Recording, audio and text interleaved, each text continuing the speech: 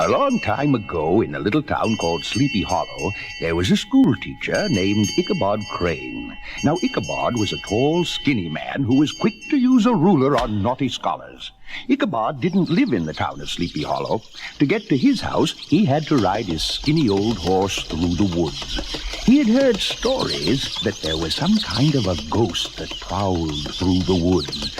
Being a learned man, he put no stock in such tales. One night, Ichabod stayed in town very late at a party. As the evening wore on, after lots of food and lots of cider, the folks started telling ghost stories, and they got around to talking about the ghost in the woods outside of town. The story was that the ghost was a rider on a big horse that actually snorted flames and smoke, and the rider, he was a huge man who had no head. Finally, it got to be very late, and it was time to go home. Now, old Ichabod wasn't exactly scared, but then again, he wasn't too keen on riding through those woods this late at night. Well, he got on his skinny old horse and started off for home. As he rode through the woods, the full moon shone with an eerie light, making all kinds of spooky shadows. An owl hooting in the distance didn't make him feel any better, so he urged his old horse to go a little faster.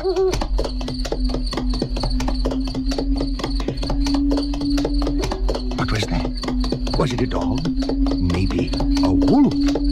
Suddenly he caught a glimpse of a strange orange light, and it was coming straight toward him. Now Ichabod was terrified. He tried to make his old horse go faster, but the strange orange light was coming closer and closer.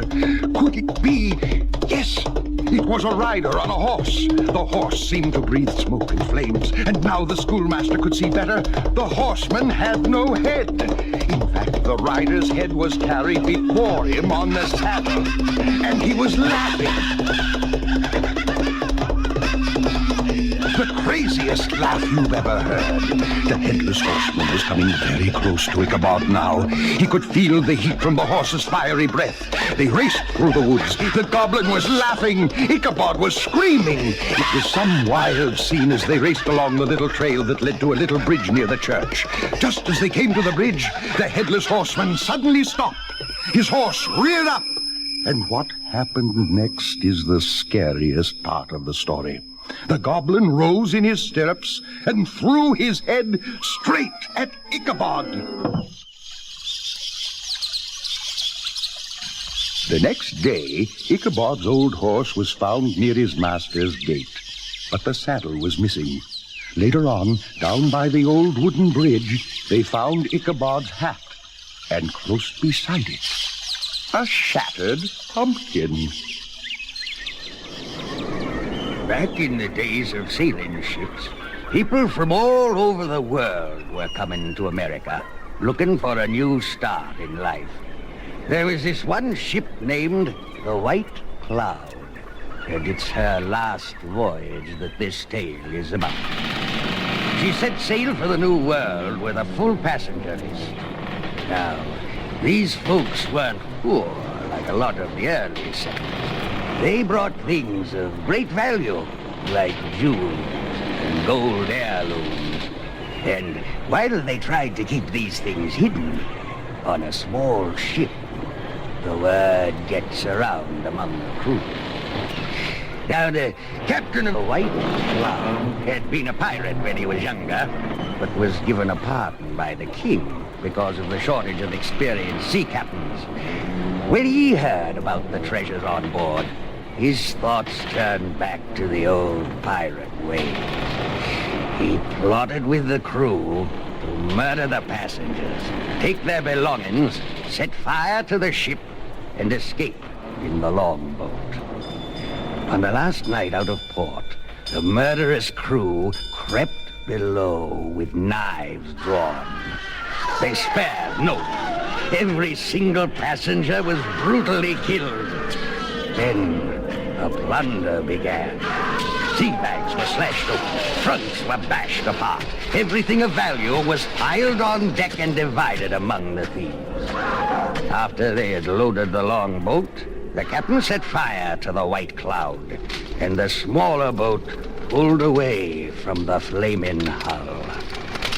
Suddenly the wind shifted. The ship, now a mass of flames, bore down directly on the logs.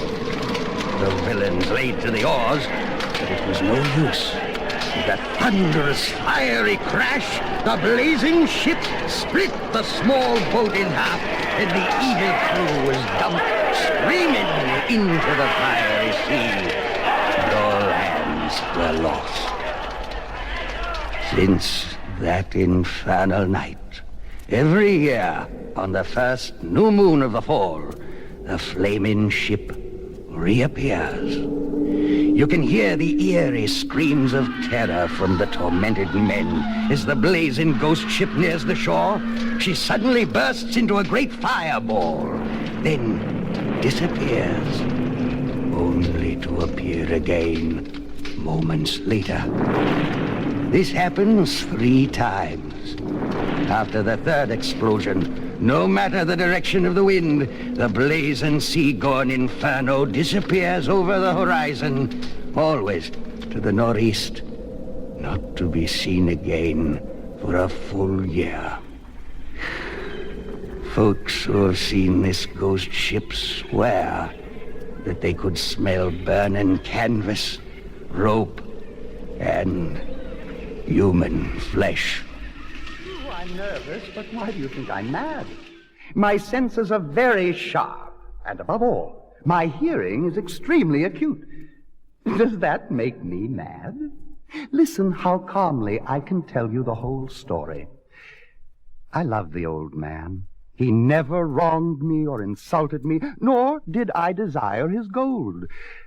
I think it was his eye. It resembled a vulture, pale blue, covered with a film. It made my blood run cold, so I made up my mind to take his life. Every night, about midnight, I turned the latch of his door and opened it, oh, so gently. When I had an opening large enough, I put in a lantern, all closed, so that no light shone out. Then I put in my head. Oh, you would have laughed to see how cunningly I did it. Very, very slowly, so that I could see him as he lay on his bed. Would a madman have been as wise as this? Then I opened the lantern, so that a single ray fell upon the vulture eye. But it was always closed. One night, as I opened the lantern, my thumb slipped on the fastening. The old man sprang up, crying out, "Who's there?" For an hour, I didn't move a muscle. But I didn't hear him lie down. He was sitting up, listening in mortal terror. I opened the lantern so that a single dim ray fell upon the vulture eye. It was wide open. I grew furious as I gazed upon it, all a dull blue with a hideous veil over it. So, you see, what you mistake for madness is just over-acuteness of the senses. And now there came to my ears a low, dull sound, such as a watch makes when wrapped in cotton. I knew that sound, too. It was the beating of the old man's heart. The beating grew louder and louder. The sound might be heard by a neighbor. With a loud yell, I leaped into the room. He shrieked once. Only once. As I dragged him to the floor and threw the heavy bed over him. For many minutes, the heart beat on, but at length it ceased. The old man was stone dead. Now I took wise precautions to conceal the body. First, I dismembered the corpse, then took 3 planks from the flooring and deposited the remains. I replaced the boards so cleverly that no human eye could detect anything wrong. It was still dark when there came a knocking on the door. I opened it, and 3 policemen entered. The shriek had been heard by a neighbor who called them to investigate. I smiled and bade them welcome and invited them to search. As the room had been restored to perfect order, I had nothing to fear.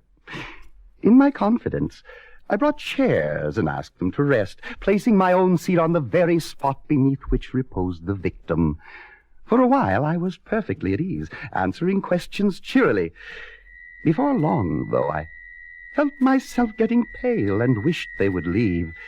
My head ached, and a ringing began in my ears, but still they sat and chatted.